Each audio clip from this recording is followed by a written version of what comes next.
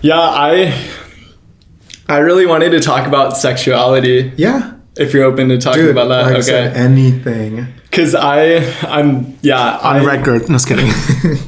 Because I definitely have a lot of like heterosexual people come on, and I feel like you're not heterosexual, correct? I'm pansexual. What's in pansexual is like pretty much everything. In a way, it is, but I feel like me personally, how people, because people always ask me, is like, what is it? I'm like, basically bisexual on steroids, and they're like, oh, okay. So like anybody, regardless of gender, sexual orientation, or if you want to put it in an easier way, I'm a whore. Done. That's good. Like, all right, cool. We'll go with that then. And what is, and I'm down to go like deep as fuck, but like what is your life been like that? Like, is there a specific like age or timeline when you became pansexual? How was that for you growing up? Like, yeah. I don't pretty much like most of like pretty much it's like a fair amount of gay people I know, they all have had certain times in their life where they definitely have like struggles. Yeah. You know what I mean? And that's fucked up because in my eyes, I think a society should accept anybody for who they are, you know, like we all came out of a fucking vagina. Basically. You know what I mean? But some people are like extremely fucked up and just like just bullies. Yeah. You know what I mean? So I guess with my story, and I don't really tell this a lot, so might as well put everything out there. I actually I had my first sexual experience when I was 7. 7? 7. Shut up. 7. And it wasn't necessarily like get fucked kind of situation. It was more like me and this other kid, we were just like interested in our body parts. And I don't know what came over us that we were kind of just like messing around with each other. Of course, our lovely mother caught us, or my mother caught us. And that's like the only snippet I remember when I was 7. Moving into my teens, that's when I started feeling like, okay, I like men, but I rejected myself because I lived with a family that was Catholic. So, dude, it was a mess because I figured, because they were by the book, and so they were. My cousin slowly started to tell me like, hey, I think I like boys. And I was like, I think I do the same thing. And we were just going back and forth. And we were like, okay, well, clearly this isn't it, because our parents look at us as, hey, you need to marry a woman, you need to have kids, da-da-da-da-da. But we were just so confused. So we were rejecting ourselves through all of middle school. It wasn't until high school when I finally came out as bi, because I thought, I was like, well, I know I like men, but I'm forcing myself to like women. But then everyone looked at me like, no, we straight up know you're gay. Like, stop joking with us. Like, we know who you are. It wasn't until after high school when I finally came out as gay. Then I was like, I think I'm gay, period. But then I started meeting more people into the BDSM area. They introduced me to like women, like, well, have sex with a girl and see what happens. I was like, all right. So I did. And since then, at that point, then I came out as bi. I then started to really expand my horizons. So I had sex with someone who was trans. I've been in orgies, threesomes, foursomes. And then from there, I was like, I actually am more attracted to the person itself. So then from there, I was like, okay, I kind of want to do more, because I don't feel like I'm just bi. I feel like I'm more than just that. So I looked it up, and then that's when I bumped into pansexuality. And I was like, oh shit, this is what I am. So ever since then, I came out as pansexual. So I literally came out 4 or 5 times, just because each time I just kept learning more about myself. Damn. How was that for you? Like, because you said your parents were Catholic. Were they like about to fucking exile you out of the household? They still do. Oh, you're not friends with them anymore? So I still talk to my family, just because living in a I guess Mexican Latin family, we all love each other as a family, but I still have a couple family members who till this day reject me, but only love me because I'm family. And I was like, it's either take me as a whole or don't take me at all. There's like nothing in between. So I still talk to some of the family. Most of my little ones is who I talk to. So all of my cousins, my nephew, is just because they understand who I am. As like on the adult portion of it, I'm just like, I think I'll pass, but I appreciate it. But I know I still have family that look at me and they're like, really? Like, can't you like really think about it. Like, are you sure that it's still not a phase? I'm like, no, dude. Like, I know what I'm at. So, no. Isn't it kind of sad that people literally don't understand that some people like they're like, oh, get out of the phase. Yeah. But the thing is, like, it's not a phase. It's just you being you. Yeah. And it's just me being me. Yeah. You know what I mean? It's you can't like drag someone out of their livelihood. Exactly. And people expect that, and especially like Catholic people, they're like, this motherfucker. Yeah, you know exactly. I mean? But the thing is, you're not doing anything wrong. I'm not. You're not doing anything wrong. And that's the thing that always trips me out, because my family that always like comes at me with this whole like by the book situation, I always have to remind them like, look at it this way. Just be happy that, one, I'm succeeding in life. I'm doing good in life. I'm doing this. I'm doing that. I'm not out there murdering people. I'm not like stealing. I'm not doing this. So I understand that you're so up in arms for the person I love or the person I sleep with or what I do with my life. So instead of you wasting your time on that, just be, thankful and happy that I'm doing this other shit and not, what who I like. But they just still don't get it until this day. They're like, we just want to know, like, we just want you to be happy. I'm like, well, I will be if you accept me for who I am, and then just leave it at that. But it's still been a struggle till this day. Have your parents accepted you for who you are? So my mom and dad are still iffy. I feel like they're trying. But I feel like they're more worried of like, because I have siblings. I have 2 brothers and a sister. But I feel like because I'm this, they think that I'm going to rub that off to my little ones. And then they're going to come out as like, oh, we're this and we're not that. Another thing is that they want grandkids. And I'm like, I'm going to give you fucking grandkids. Like, one way or another. But y'all need to like chill out for a bit. Like, I'll fucking go to a store and buy one and be like, here it is. But they're trying, but it's still been a struggle because they still ask me like, do you have a girlfriend yet? I'm like, fuck, here we go.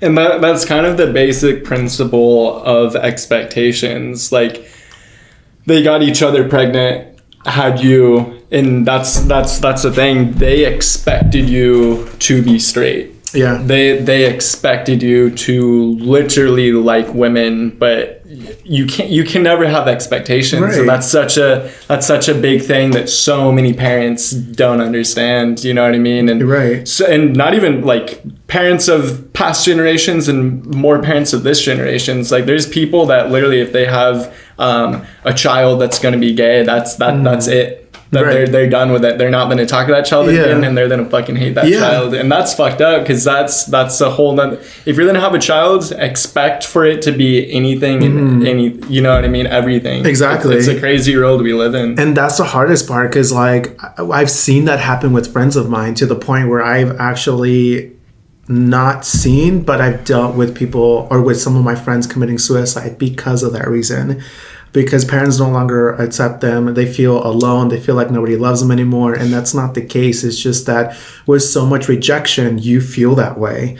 And so then you're now stuck in a dark circle that there's no way of coming out of it. No matter how much support you're giving to that person, as long as they don't get the approval from that family member, then it's just a lost soul at that point. So no, I've seen it, and it fucking kills me because I've been in that position before. One thing that not many people know is that growing up, I tried committing suicide a good handful of times.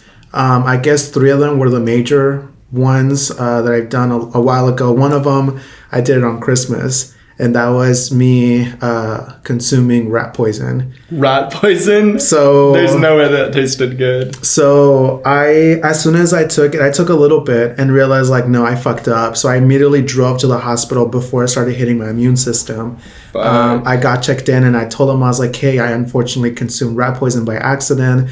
Because if I tell them I was like, I was trying to kill myself, then obviously that I was going to be put in a lockdown for 72. And I told them, I was like, I was just being stupid. I'm drunk. Clearly I wasn't. So they pumped it all out for me, and they're like, well, we're just going to keep you overnight to make sure you're okay. And since then I was like, okay, I can't do this anymore.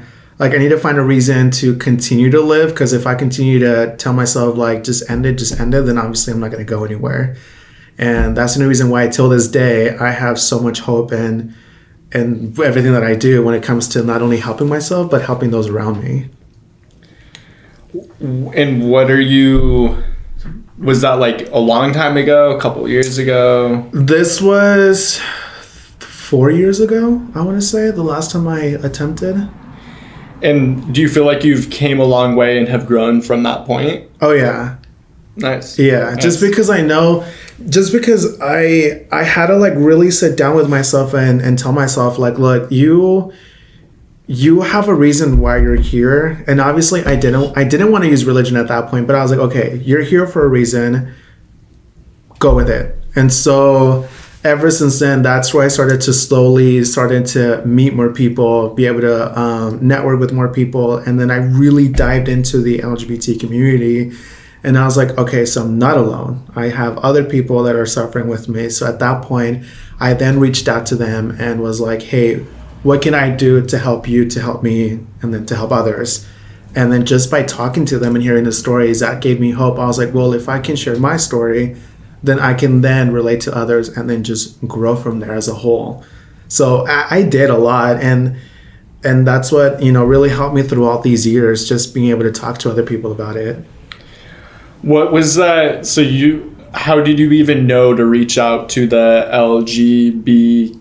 It's a lot of fucking letters. That's why everyone's like the gay community. Just make it short and sweet. But yeah, it's LGBTQI+.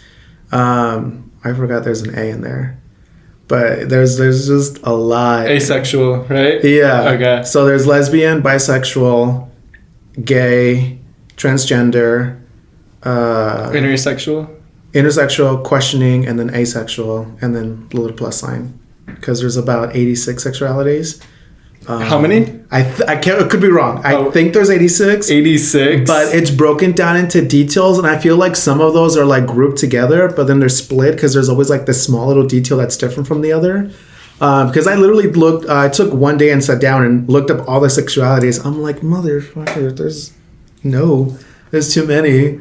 Like, I can't keep up with y'all. I love you, but what are you again? I'll try to remember. But no, it's a lot. I always try to like incorporate everyone, and I ask everyone like, what do you prefer? And if you like to answer, great. If not, then I'm not gonna try to offend you or anything like that. But the way I started small. So I started with going back to high school as a counselor, and asked them if I can help out with their GSA program, which is a Gay Straight Alliance program. So then I was like, if it's possible, I'd like to come back as a volunteer to be a counselor and be able to see these high schoolers and see what I can do.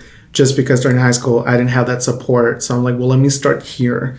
I did that for 4 years, and then I expanded out to other schools. Actually managed to reach out to Bakersfield because they knew that what I was doing. I guess somebody saw me online doing this, and they reached out to me, and they're like, hey, can you come to our school and talk to our GSA? And I was like, yeah. So I did that, and then from there, I started expanding to other places. So like Gala down in San Luis. So it was just more of like starting small and then just kind of working myself up through every place. What was it like for you, like telling your family, your friends, like, hey, I'm gay or I'm pansexual? What was that like? Like, do you remember that moment? Yeah. And how like hectic or crazy it was? I feel like it was a point where they already knew. Okay. So it really wasn't necessarily a coming out story, because when my cousin first came out to the family, and so at that point they were all, obviously Mexican family, they were all disappointed, asking themselves like, what did I do wrong? What happened? What did I do? Da da da da. So of course, then I put myself in a position where I'm like, well, I don't want to tell them. Like, I'm good. But eventually, I kind of started to realize that I acted more feminine. So it was hard to act straight, if you will, where it was all like masculine, like, hey man, how's it going kind of situation. I was more like, hi. And they were like, oh, we know.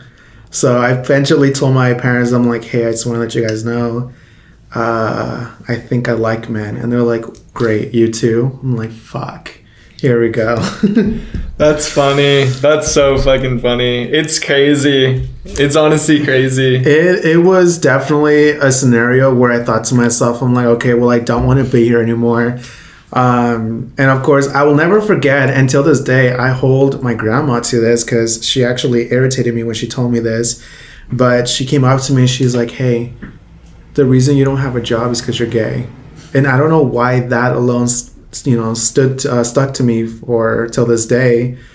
And I was like, great, so I'm never gonna be accepted anywhere wherever I go. And so the funny thing is, like, a week later when she told me that, I immediately got hired at Target. That was my first job. And then from there I kind of just expanded. I became a manager at 18. And then I started getting all these job offers right after. And so I looked at her and I'm like, fuck you. Yeah. In your face. And that's the crazy thing about family.